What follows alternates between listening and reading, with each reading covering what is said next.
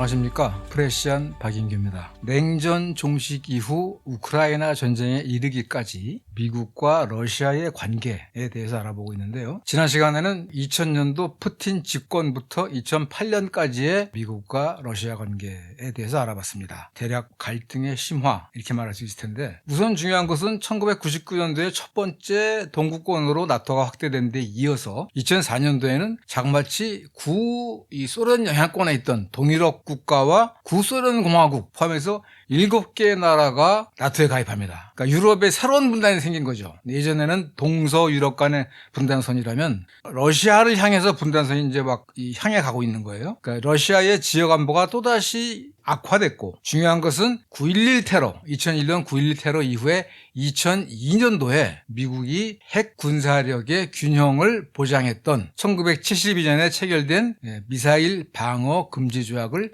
일방적으로 탈퇴합니다. 이것은 양대 핵 강국인 미소 간의 핵 군사력 균형을 무너뜨리는 것으로서 러시아의 군사력 견제를 무력화시킴으로써 미국이 자기가 필요할 때 언제나 마음대로 군사력을 쓸 수 있는 환경을 만들겠다라고 볼 수 있는 겁니다. 이처럼 갈등이 확대가 됐고, 2007년도에 뮌헨 안보회의에서 처음으로 러시아의 푸틴 대통령이 냉전 종식 당시에 독일 통일을 용인하는 대가로 나토, 서방의 군사동맹인 나토가 동쪽으로 1인치도 확대하지 않겠다는 약속은 도대체 어디 갔느냐 하면서 공개적으로 미국을 비판을 했습니다. 그리고 2008년도 4월달 나토 정상회담에서 미국은 우크라이나와 조지아, 예전에 소련의 공화국이었던, 소련의 영토의 일부였던 우크라이나와 조지아를 나토에 가입시키겠다는 방침을 천명합니다. 근데 이때는 독일과 프랑스에서 그야말로 결사반대를 해서 성사는 안 돼요. 그런데 조지아의 샤카시빌리라는 친미적 정치인이 미국의 지원을 믿고 자국 내에 있는 러시아계 소수민족 지역 남오세티아를 침공했다가 러시아군한테 혼쭐이 납니다. 5.1 전쟁이라고 그러는데, 이 2008년 8월 달에 벌어진 조지아 전쟁, 이게 냉전 종식 이후에 최초로 러시아가 친미 국가에게 무력을 행사한 사례입니다. 다시 말해서 2008년이 되면 미국과 러시아의 관계는 무력 사용도 불사할 정도로 악화되고 있었다라고 말할 수 있겠죠. 오늘은 2008년도 이후에 2014년도 우크라이나 내전 발상 때까지를 이제 말씀드리려고 하는데요. 원래 2004년도에 우크라이나에서 오렌지 혁명이라는 게 일어납니다. 원래는 그때 당선된 사람이 빅토르 야누코비치라고 공산당 간부 출신인데, 이게 부정선거다 해서 시민들이 항의 시위를 했고, 그 결과 포로셴코라는 친서방 정치인이 대통령에 당선됩니다. 그런데 사실 이 우크라이나라는 나라는 굉장히 큰 나라인데, 면적도 유럽에서 두 번째로 크고 인구도 5,200만이나 되는 나라인데 굉장히 부패하기로 유명해요. 그러니까 91년도 독립 당시에 인구가 5,200만 명이었는데 2014년도에 우크라이나 내전이 날 때는 약 4천만 명 가까이로 줄었고, 지금은 3천만 명도 안 된다고 그래요. 근데 어쨌든 중요한 것은 2004년 오렌지 혁명으로 실각했던 빅토르 야누코비치가 2010년도 2월달 대통령 선거에서 집권에 성공합니다. 그리고 이 선거는 유럽 안보협력기구에서도 이거는 공정하고 자유로운 선거였다라고 보증을 해준 거예요. 그러니까 예전에 공산당 간부 출신이 다시 우크라이나의 정권을 잡은 겁니다. 원래 우크라이나가 독립할 때 쿠추마라는 사람이 대통령이었는데, 이 사람도 이제 소련 공산당 간부 출신이에요. 그러니까 기본적으로 이제 소련에 대한 애정이 있었고, 우크라이나는 유럽으로 돌아가는데 러시아의 관계를 끊고 돌아가는 게 아니라 러시아와 함께, 그리고 유럽 일원이 되겠다라고 해서 어떤 중도라고나 할까요? 그러니까 유럽하고도 척지지 않고 러시아하고도 척지지 않고 이런 사람이었어요. 그리고 야누코비치 대통령도 사실은 그런 사람이었어요. 근데 제가 조금 전에 이 우크라이나라는 나라가 대단히 부패했다고 그랬잖아요. 우크라이나는 사실은 소련 당시에도 이 돈바스라고 우크라이나 동남부가 대단한 공업지역이었고, 그다음에 우크라이나는 흑토라고 그래서 그야말로 이 밀이라든가 농작물 생산이 어마무시한 나라였습니다. 그런데 2004년도 오렌지 혁명 이후에 이른바 친미 정치인들이 민주혁명으로 정권을 잡은 다음에 경제가 폭삭 망해요. 그러니까 1991년도부터 2004년까지는 그래도 러시아랑 경제 교류를 하면서 그런대로 경제가 괜찮았는데, 오렌지 혁명 이후에 이른바 친서방 민주파 정치인들이 부패해서 해먹은 겁니다. 지금 젤렌스키가 해먹은 것처럼 엄청나게 해먹은 거예요. 그래서 이 유시엔코 2004년도 오렌지 혁명으로 당선된 유시엔코 대통령의 지지율이 2009년이 되면 2.7%입니다. 2.7%. 27%도 낮은데 2.7%예요. 그래서 그 당시에 미국의 뉴스위크가 세계에서 가장 인기 없는 지도자다라고 했어요. 그러니까 그 미국이 말하는 오렌지 색깔 혁명, 무슨 장미혁명, 무슨 이 오렌지 혁명 이런 게 과연 민주적 지도자를 세운 것이냐라는 것에 대해서 우리가 의문을 품을 수밖에 없는 것이죠. 어쨌든 2010년도에 2004년도 대통령 선거를 도둑맞았던 야누코비치가 대통령에 취임한 후에 이 사람은 뭐 친러라고도 하기도 하고 중도 성향이라고도 해요. 쉽게 말하면 우크라이나 편이에요. 우크라이나를 위해서 제대로 정치를 하는 사람이에요. 이 사람이 첫 번째 할게 뭐냐면 우크라이나의 중립을 재확인했고 아예 국회에서 법을 통과시켜가지고 우크라이나는 나토에 가입하지 않는다. 못을 박았습니다. 그런데 이게 처음에 한 게 아니에요, 사실. 1990년 7월 달에 우크라이나 공화국의 헌법을 만들었는데 거기에도 헌법에도 영구 중립 그리고 나토와 같은 군사 진영에는 가담하지 않는다라는 걸 명시한 거예요. 그런데 오렌지 혁명으로 미국에 의해서 정권을 갖게 된 이 유시엔코 같은 사람들이 나토에 들어가려고 그랬던 거죠. 근데 야누코비치는 우크라이나 그러니까 나중에도 제가 잠깐 말씀드리겠습니다만 우크라이나는 이 서유럽과 러시아 간의 중간에 있는 지역이기 때문에 이게 굉장히 좀 아주 민감한 자리입니다. 그래서 헨리 키신저도 그 얘기를 했는데 우크라이나는 서유럽과 아니면 유럽과 러시아를 잇는 다리가 돼야지 가교가 돼야지 예컨대 유럽이 러시아를 공격하든가 러시아가 유럽을 공격하는 그런 이 공격 요새가 돼서는 안 된다라고 했는데 이 야누코비치는 그런 가교 우크라이나가 유럽과 러시아 간의 가교가 되야겠다에 충실했던 정치인이었습니다. 그래서 러시아하고 관계 개선을 맺었고 제가 지난 시간에 이 러시아에게 이 흑해라는 바다가 가지고 있는 중요성 러시아가 유일하게 이 말하자면 우선권 제해권을 갖고 있는 이 흑해 그 흑해 함대의 모항이 세바스토폴이라는 항구인데 어쨌든 그때까지는 크림반도가 우크라이나 영토였기 때문에 러시아가 세바스토폴 항구를 임대했어요. 임대 기간이 2017년에 끝나는데 25년 연장합니다. 2042년까지. 그러니까 러시아에게 말하자면 호의를 베푼 거죠. 그래서 2011년까지만 해도 우크라이나 국민들 상대로 여론조사를 하면 우크라이나가 나토에 들어가야 돼 라고 대답하는 사람들이 20% 이하였다고 합니다. 그래 우크라이나는 서유럽과 러시아랑 좋은 관계를 유지하면 되지. 이게 대다수의 국민 정서였어요. 다시 말해서 야누코비치가 2010년도에 다시 대통령이 되면서 미국 등 서방의 영향력이 퇴조가 됐고 우크라이나를 서방 진영으로 끌어오기가 대단히 어려워졌다라는 것이죠. 자, 이런 상황에서 우크라이나를 서방으로 끌어들이려면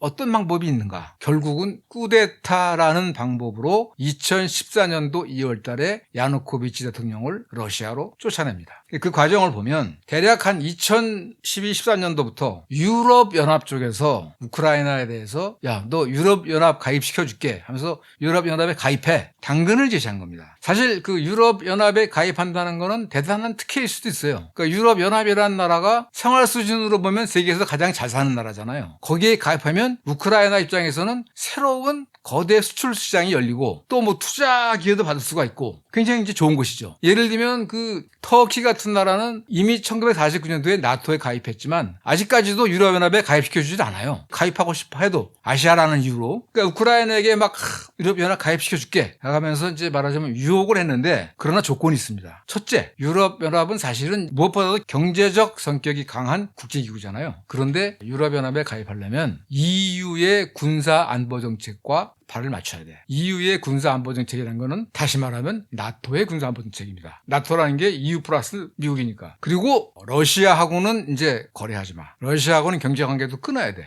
다시 말해서 유럽연합에 가입하려면 유럽이냐 러시아냐 양자 택이해라 라는 얘기죠. 즉 유럽연합에 가입하고 싶으면 러시아하고는 모든 관계를 끊어라. 군사든 경제든. 이런 요구를 한 겁니다. 우크라이나라는 나라는 러시아라는 나라의 발상지이기도 하고 러시아, 우크라이나, 벨라루스가 사실상 한 형제국이에요. 그런데다가 아까 말씀드린 것처럼 공업, 농업 측면에서도 큰 나라입니다. 굉장히. 그래서 러시아가 경제적으로 번영하기 위해서는 이 우크라이나와의 경제 경제관계. 또 그리고 이제 2차 대전 때 나치가 소련을 침공할 때 우크라이나를 통해서도 많이 들어왔어요. 그래서 러시아 입장에서는 자신의 경제 안보적 이익을 위해서 우크라이나와의 관계를 끊을 수가 없어요. 그런데다가 만약에 우크라이나가 러시아와의 관계를 끊고 서방 진영에 가담해 버린다면 그야말로 목 밑에다가 러시아의 목 밑에 비수를 대는 것과 같은 겁니다. 그래서 이제 러시아가 어쨌든 그런 경제 안보적으로 불리한 사태를 막기 위해서 러시아는 뭘 요구하냐면 우크라이나에 대해서 야 그렇게 하지 말고 너 EU랑도 하고 러시아하고도 하자. 그러니까 EU연합에도 가입하고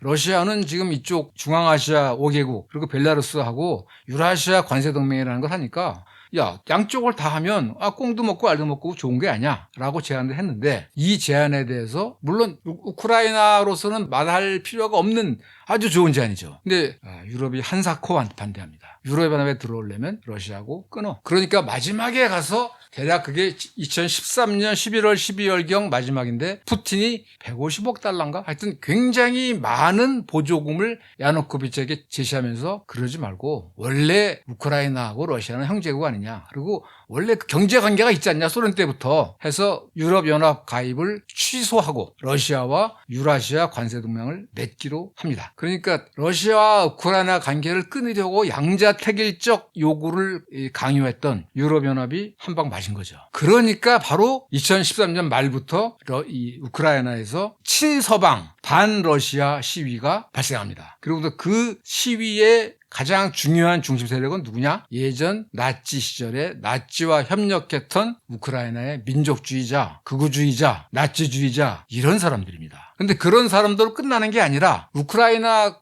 수도 키이우에 그 마이단이라는 광장이 있는데 거기서 이제 시위가 열립니다. 그런데 폴란드를 비롯한 유럽 각국 지도자, 게다가 미국 고위 지도자들이 막 참여합니다. 예를 들면 뭐 폴란드 총리는 야 우크라이나 이 시민들의 민주화 반정부 투쟁을 위해서 유럽연합이 자금을 대야지 이런 얘기도 하고 전 벨기에 총리라는 사람은 연단에 올라서 우크라이나의 정권 교체를 위해서 친러 정권의 교체를 위해서 유럽연합은 가혹한 경제 제재에 나설 것이다. 전 유럽이 우크라이나 국민을 지원하고 있다. 승리의 그날까지 반정부 투쟁을 멈추지 말아달라. 즉 야누코비치를 쫓아내라. 막 이렇게 그야말로 선동을 합니다. 미국에서는 대통령 후보였던 공화당 대통령 후보였던 존 맥케인 상원의원, 린지 그레이엄 공화당 상원의원, 빅토리아 눌란드 국무부 유럽 담당 차관보 이런 사람들이 와서 막 과자도 나눠주면서 열심히 시위대들을 독려합니다. 이 빅토리아 눌란드라는 사람이 사실은 이 우크라이나 사태의 실무 책임자인데 직함은 국무부 유럽 담당 차관보입니다. 그런데 유명한 네오콘인 로버트 케이건의 부인이고 그리고 클린턴 행정부 때부터 네오콘의 일원으로서 공화당 민주당을 막론하고 동구권 정책을 담당을 했고 그리고 무엇보다 이 사람 우크라이나 출신입니다. 그러니까 북한 출신이 남한에 하면 반북이 되는 것처럼 우크라이나 출신이 미국에 가면 반러시아, 반공산 정권이 되겠죠. 바이든 행정부 때 국무장관이었던 블링컨도 우크라이나 출신이라고 그래요. 대개 이제 올브라이트는 체코 출신, 브레진스키는 폴란드 출신 이렇게 소련의 반감을 가진 사람들이 미국의 외교의 고위관리직에 올라간 경우가 꽤 있습니다. 어쨌든 중요한 것은 미국과 유럽의 고위 정치 지도자들까지 우크라이나 와서 당신들의 민주화를 위한 열망을 격려한다 하면서 반정부 시위를 부추긴 거예요. 이게 왜 어떻게 알려졌냐면 그 당시에 2013년도 말에 빅토리아 눌란드가 이 키예프에 와서 키이우라고 해도 좋고요. 키예프에 와서 당시 우크라이나 주재 미국 대사하고 통화한 내용을 누군가가 감청을 해서 폭로했습니다. 다음해 2월 달에 눌란드가 한 말입니다. 우리가 냉전 종식 후에 우크라이나를 민주화시키기 위해서 50억 달러를 썼는데 우리가 지금 야누코비치 같은 놈 꼴 보자고 이랬느냐 그런 얘기를 하고 보통 이제 F워드라고 그러죠. F-U-C-K, EU. 그러니까 EU 엿먹어라. 이런 얘기도 합니다. 그리고 심지어는, 이번에 이제 야누코비치 내보내면 다음 총리는 야센육이라는 사람 시키지. 이런 식으로 그야말로 우크라이나 내정을 그냥 갖고 노는 겁니다. 그냥 자기네 나라예요. 이게 다 그 당시에 다 폭로가 됐습니다. 더 중요한 것은 애초에는 평화 시위로 야누코비치 퇴진 또는 EU 가입 이런 거를 외치던 있었던 평화시위대를 향해서 대략 2014년도에 넘어가면서 마이단 광장 주변에 있는 건물에서 신원을 알 수 없는 저격수들이 시위대를 암살하기 시작합니다. 사격을 해서. 그래서 막 총격전이 벌어집니다. 다시 말해서 반야누코비치 평화시위가 무장 폭동으로 바뀐 거예요. 이거 누가 일으켰을까? 우크라이나 정부 소행인가? 아니면 친서방 반정부 세력 소행인가? 아마도 후자일 거다라는 게 대다수 정통한 사람들의 의견입니다. 그 당시 유럽연합의 외교 담당 집행위원과 에스토니아 외무장관, 둘 다 친서방이죠. 이 두 사람이 통한 내용을 보면 이거는 반야누코비치 세력, 즉 친나치 극우 민족주의 세력이 먼저 시작한 게 거의 확실하다고 그럽니다. 즉 평화시위가 무장폭동으로 해서 나라를 혼란시킨 거죠. 이게 처음이 아니에요. 2011년도에 아랍의 봄 당시에 이집트나 리비아나 시리아에서 독재자를 물러나라 라고 하는 시민들의 평화시위가 어느덧 무장폭동으로 바뀌면서 1979년 아프가니스탄 전쟁 이후 미국이 양성해온 이슬람 무장 세력들이 정권을 접수하거나 기존 정권을 무너뜨리거나 이런 걸 말하자면 재현했다고 볼 수 있는 겁니다. 막 이렇게 폭력 사태가 걷잡아서 커지니까 유럽연합이 중재를 한답시고 나서서 야누코비치 대통령과 반정부 세력 간에 중재를 해가지고 좋다. 그러면 당분간 몇 달 동안은 거국 내각을 만들어서 전국을 운영하고 그리고 대통령 선거를 조기에 치르자. 빨리 치르자까지 해서 이제 일단 사태가 끝난 것처럼 보였습니다. 그런데 바로 다음 날 극우 반정부 세력이 다시 폭력으로 막 의사당을 막 습격하고 이러면서 그게 이제 2014년 2월 22일입니다. 그러니까 EU가 중재해서 거국 내각 조기 대선 이거는 2월 21일, 반정부 세력이 다시 또 무장 폭동 일으킨 건 다음 날인 2월 22일. 그래서 야누코비치는 러시아로 도망가고 망명한 거죠. 그리고 이 나치주의자, 민족주의자들이 주동이 된 새로운 친서방 세력들이 우크라이나의 정권을 잡습니다. 미국은 2월 22일 날 바로 그 신정권을 합법성 있는 정부로 인정해버립니다. 외교관계. 그러니까 이거는 사실은 미국이 만든 거라고 볼 수 있습니다. 오렌지 혁명으로 우크라이나를 끌어들이려고 했는데 2010년도에 야누코비치라는 친러 또는 중도 성향 인물이 대통령이 되면서 그게 안 되니까 완전히 노골적으로 쿠데타를 일으킨 거예요. 실제로 이 부분에 대해서 그 조지 프리드먼이라는 사람이 있는데 이 사람은 헝가리 출신인데 스트레트포라고 그래가지고 이 지정학 전문 컨설턴트예요. 굉장히 근데 이 관영 미국 정부랑 가까운 지정학 컨설턴트예요. 그 사람이 그런 말을 해요. 야, 이거 2014년 마이단, 그러니까 미국에서는 마이단 혁명이라고 그럽니다. 마이단 쿠데타죠, 사실은. 이 마이단 쿠데타는 진짜 역사상 가장 노골적인 쿠데타야. 이 사람, 이런 친정부적인 사람도 그걸 인정을 해요. 이거는 무슨 국민들이 민주화혁명을 한 게 아니다. 미국이 진짜 그야말로 완력을 써가지고 저격수까지 동원해서 막 사람 죽여가면서 만든 거다라고 인정을 합니다. 대체로 미국 정부를 따르는 뉴욕타임스도 2022년도에 우크라이나 전쟁이 난 다음에 2014년 마이단 혁명이 민주혁명이라고? 아니야, 그건 아니야 라고 인정합니다. 이게 이제 2022년 5월 31일, 그러니까 우크라이나 전쟁이 나고 약 3개월 지난 뒤의 기사인데, 우선 기사의 제목이 우크라이나 전쟁은 어쩌면 일어나지 않았을 수도 있었다. 또는 우크라이나 전쟁은 어쩌면 막을 수도 있었다. 그리고 전쟁 발발 책임의 대부분은 미국에 있다가 그 기사의 제목인데, 여기서 뭐라 그러냐면 2014년 2월 달 미국은 합법적으로 선출된 우크라이나 정부, 즉 야누코비치 정권에 대한 폭력적 저항을 지원했다. 왜? 야누코비치가 친러시아라는 이유로. 즉 무력에 의한 정권 탈취를 미국이 주도했다는 얘기인 겁니다. 사실. 어쨌든 이렇게 해서 2014년 2월 달에 우크라이나의 친나치 극우 민족주의 세력이 정권을 다시 잡습니다. 10년 만에 다시 또 잡은 거죠. 2004년도 오렌지 혁명 이후에. 자, 그러면 러시아 입장에서는 어쨌든 아까도 말씀드린 것처럼 러시아는 우크라이나가 EU랑 거래하는 것도 좋아. 그래, 우크라이나 EU랑도 거래하고 우리하고도 거래하자 해서 러시아, 우크라이나, EU가 공존하는 세계를 꿈꿔왔는데 우크라이나의 합법적이고 민주적으로 선출된 정부를 무력과 꼼수를 이용해서, 그것도 유럽과 미국 지도자들이 나와서 막 공개적으로 부추기면서 그거를 전복시켰다? 이거를 받아들이기는 어려운 거죠. 그리고 더 중요한 것은 뭐냐? 여러 번 말씀드린다만 이 크림반도는 러시아의 전략적으로 매우 중요한 지역입니다. 1783년도에 오스만 터키로부터 뺏은 거고, 전쟁을 통해서 이후 이 흑해 함대가 러시아로서는 거의 유일한 부동항, 그리고 대량으로 나갈 수 있는 진출로인데 우크라이나가 이 친서방 정권으로 바뀌면 거기 군사 기지를 뺏기는 거예요. 그래서 말하자면 푸틴은 반격을 합니다. 2014년 3월 달에 크림반도 주민들을 대상으로 주민투표를 통해서 약 90% 이상의 찬성으로 크림반도를 러시아 영토로 편입시켜버립니다. 크림반도는 사실 주민이 70% 이상이 러시아계예요. 그리고 사실은 이 크림반도는 원래부터 아까 말씀드린 1783년부터 러시아 영토였고 1954년도에 후르쇼프가 러시아 우크라이나 친선조약 300주년 기념으로 그 행정권을 우크라이나 공화국, 그 당시에는 이제 소련 내의 한 공화국이죠. 행정권을 이양한 거예요. 왜? 이 후르쇼프가 우크라이나 출신입니다. 그러니까 러시아와 우크라이나의 친선을 위해서 그냥 줄게. 그때는 뭐 소련이 이렇게 해체될 줄을 몰랐던 거죠. 그러니까 원래 러시아였던 거예요. 그리고 동남부 두 개 주, 특히 도네츠크하고 루한스크라고 돈바스 지역 러시아 주민들도 이때 우리도 러시아 영토를 가고 싶어 하고 푸틴에게 청원했지만 이거는 받아들여지지 않습니다. 그런데 여기도 사실 우크라이나의 동남부도 1922년인가 23년에 소련이 출범하면서 원래 우크라이나 땅이 되게 좁았어요. 러시아 쪽에 그 공업지대인 돈바스를 우크라이나에다가 갖다 붙인 거예요. 그래서 우크라이나 좀 키워준 겁니다. 그래서 2022년 우크라이나 전쟁을 하면서 푸틴이 그 레닌과 같은 소련 출범 당시의 지도자들에 대해서 비판을 합니다. 이런 사태를 이겨내지 못하고 러시아 영토를 그냥 띄워줬다. 그러니까 러시아 입장에서는 법적으로는 아니더라도 역사적으로 돈바스가 러시아 거야 라고 할 수 있지만 그것까지 합병했다간 너무 이제 커질 것 같으니까 그거는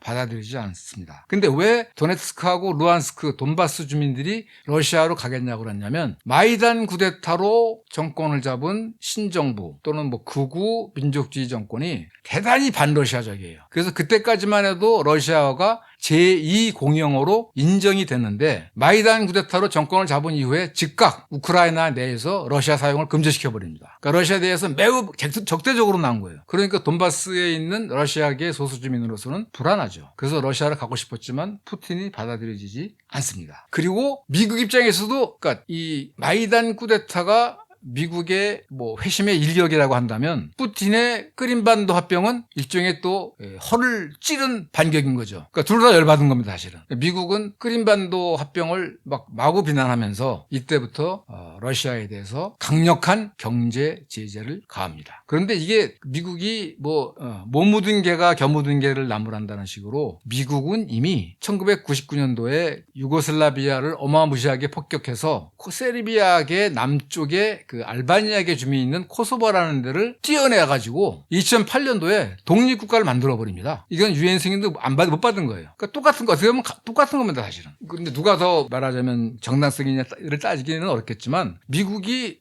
성낼 일이 아닙니다. 말씀드린 것처럼 크림반도는 이미 18세기부터 러시아 영토였기 때문에 법적으로는 문제가 있다 하더라도 역사적으로는 러시아가 주권을 주장할 수 있는 근거가 있다는 거죠. 이렇게 해서 미국은 우크라이나를 서방 정권으로 바꾸고 그것에 대한 대응으로 푸틴은 크림반도를 합병해버리고 그리고 돈바스 지역에서는 바로 그때부터 내전이 벌어집니다. 우크라이나 중앙정보군이 돈바스로 가서 러시아계 주민들하고 싸워요. 그리고 그 당시에 이제 오데사라는 항구가 또 유명한 항구가 있는데 흑해 지역에 거기에서 친러시아계 주민들 수십 명이 어떤 창고에 갇혀서 이 나치주의자 우크라이나의 보수 극우주의자들에 의해서 불타 죽는 아주 끔찍한 사건도 벌어집니다. 2014년도 마이단 쿠데타와 크림반도 합병은 역사적으로도 굉장히 중요합니다. 왜? 2013년도에 미국의 오바마 정부가 공식적으로 피봇 투 아시아, 즉 아시아로의 제2동. 그동안 중동 전쟁에 너무 매달려 있었다. 그러다 보니까 중국이 너무 커졌다. 그래서 중국을 견제하겠다라고 옮겨간 해이기도 하고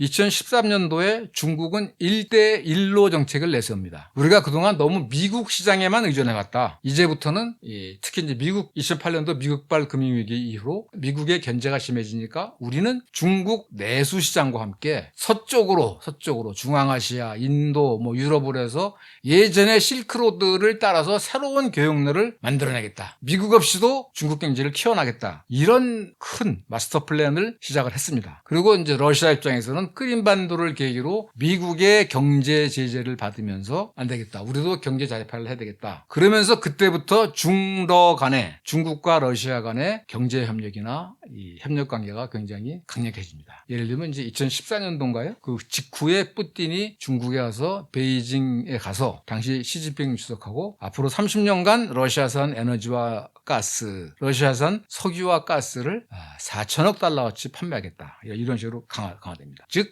2013, 14년도가 되면 미국, 중국, 러시아 등이 각자 자기의 어떤 세력 확대를 위해서 막 이제 움직이기 시작한 겁니다. 그런 면에서 보면 이 마이든 쿠데타와 거기에 따른 크림반도 합병이 말하자면 미국, 러시아, 중국 간의 뭐 일종의 삼국지 그거를 이제 본격화시킨 계기다라고 할 수 있을 겁니다. 자, 그런데 푸틴은 크림반도는 워낙 전략적으로 중요하니까 합병을 해버렸고 우크라이나 동남부의 돈바스 지역 주민들의 합병 청원은 그거는 안 받아줬고 그 대신 이제 뭐 군사적 이런 지원을 해준 거죠. 그러면서 2014년 1월부터 내전이 계속됩니다. 그런데 그 당시에는 우크라이나 군대가 별 볼 일이 없었어요. 그래서 지난번에 말씀드린 2008년 8월 달에 조지아 전쟁처럼 아주 큰 코 다칩니다. 그래서 할 수 없이 2009년 9월 달에 이웃나라 벨라루스에서 민스크 협정이라는 걸 맺어가지고 이제 뭐 중화기, 대포 같은 거 빼고 이제 뭐 서로 싸우지 말자. 그래서 잠정적으로 맺었는데 그거는 사실은 이제 우크라이나 입장에서는 시간을 벌기 위한 거였어요. 그러고도 계속 싸웠어요. 그래서 2015년 2월 달에 그러니까 마이단 쿠데타가 나고 1년이 지나서 다시 벨라루스 수도 민스크에서 독일과 프랑스의 중재로 우크라이나와 러시아 그리고 돈바스 주민들이 민스크2 협정을 맺습니다. 그 핵심은 뭐냐면 우크라이나 내전, 우크라이나 중앙정부와 돈바스의 러시아계 주민들 간의 내전을 어떻게 끝낼 것인가. 그것은 우선 중화기를 서로 빼고 그 다음에 이 돈바스의 특별한 자치권을 부여한다. 다시 말해서 러시아어를 자신들의 공용어로 쓸 수 있게 하고 그다음에 연방화해서 여기서 중요한 게 뭐냐면은 우크라이나가 나토와 같은 군사동맹에 가입할 경우에 돈바스주가 자신의 의견을 낼 수 있다. 따라서 막을 수도 있다. 뭐 이런 겁니다. 그러니까 쉽게 말하면 돈바스 지역의 자치권을 인정하면서 내전을 끝내자라는 거였어요. 근데 그러려면 이 민스크2 협정에 합의된 내용을 우크라이나 헌법에다가 명시를 해야 돼요. 그런데 민스크2 협정이 체결되자마자 사실상 휴지 조각이 됩니다. 우크라이나 중앙정부가 지키지도 않았을 뿐만 아니라 미국도 지킬 생각이 없었고 작년인가요? 독일의 메르켈 총리가 회고록을 내면서 인터뷰를 했는데 자기가 그 당시에 그 민스크2 협정을 중재를 했지만 이게 우크라이나 내전의 진정한 평화를 위해서 한 거라기보다는 그 당시에 우크라이나가 너무 약해서 러시아의 군사 공격을 막아낼 수 있을 정도로 힘을 키울 때까지 시간을 벌어주기 위한 거다. 그렇게 얘기를 합니다. 그러니까 2015년도 2월 달에 민스크2 협정이라는 걸로 사실 이 민스크2 협정은 유엔 안보리에서도 인정을 해줬어요. 국제조약으로. 그러니까 지켜야 되는 겁니다. 그런데 우크라이나 정부나 미국이나 나토는 이 민스크2 협정을 지킬 생각이 1도 없었습니다. 2015년부터 계속 2022년 우크라이나 전쟁, 즉 러시아의 우크라이나 침공이 있을 때까지 러시아 군사력을 열심히 키워줍니다. 그래서 완전히 나토군과 비슷하게 만들어 놓고 유럽에서 터키 다음으로 두 번째로 큰 2위의 군사대국, 병력 70만의 군사대국으로 만들어 놓습니다. 그러니까 결국 2008년도에 막 시작한 우크라이나 조지아 문제가 2014년도에 마이단 쿠데타라는 것을 계기로 해서 미소 간의 직접적 대립으로 바뀐 것이고 이것이 이제 2022년 2월 달에 되면 사실상 미소 간의 대결, 전쟁으로 하게 되는 것이죠. 오늘 얘기는 여기까지 하기로 하고 다음 시간에는 도대체 이 우크라이나라는 나라가 어떤 나라길래 그 우크라이나의 향방을 놓고 이렇게 미국과 러시아가 그야말로 실존적 전쟁을 벌이고 있는가. 사실 우크라이나라는 나라는 한반도가 비슷합니다. 브레진스크라는 사람이 1997년도에 거대한 체스판이라는 책을 냈을 때 미국이 세계의 패권을 가지려면 유라시아의 패권 국가가 나타나는 것을 막아야 되는데 그래서 분할 지배를 해야 되는데 거기서 가장 중요한 두 개의 마개, 그러니까 유라시아 봉쇄를 위한 두 개의 마개가 있다. 하나는 한반도, 하나는 우크라이나. 아시아에서 중국이 팽창하는 거 막으려면 한반도에서 막아야 되고 이 유럽에서 러시아의 팽창을 막으려면 우크라이나가 중요하다. 그렇게 얘기를 하거든요. 전쟁 양상도 비슷합니다. 사실 우크라이나 전쟁은 어떻게 보면 한국 전쟁도 제한 전쟁이라고 하지만 미국을 비롯해서 16개 나라가 참전했고 북쪽에서는 중국, 러시아가 참전했고 국제전쟁이에요. 미니 3차 대전이었어요. 우크라이나 전쟁도 러시아가 혼자 담당했지만 우크라이나 뒤에는 나토를 비롯한 그러니까 미국 이런 국가가 있었어요. 이 우크라이나의 지정학적 중요성이 무엇이길래 사실은 이제 독일과 소련 2차 대전 때 독일과 소련이 싸울 때도 우크라이나가 중요한 역할을 했고 우크라이나 자체가 또 이렇게 동쪽과 서쪽이 갈라져 있습니다. 어떤 학자는 냉전 종식 이후에도 냉전 때와는 다른 분단이 지속되고 있고 그 분단은 나토의 계속되는 확대 속에 고립되는 러시아. 그러니까 나토 대 러시아라는 분단. 그 속에서 또다시 분단된 나라. 우크라이나 자체가 분단된 나라예요. 라고 이제 얘기를 하는데 다음 시간은 이 우크라이나 내부의 분열과 그것을 자신에게 유리하게 이용하려는 러시아와 미국 등 서방 간의 어떤 그런 각축전 그 의미에 대해서 좀 알아보도록 하겠습니다. 오늘 얘기는 여기까지 하겠습니다. 지금까지 들어주셔서 감사합니다.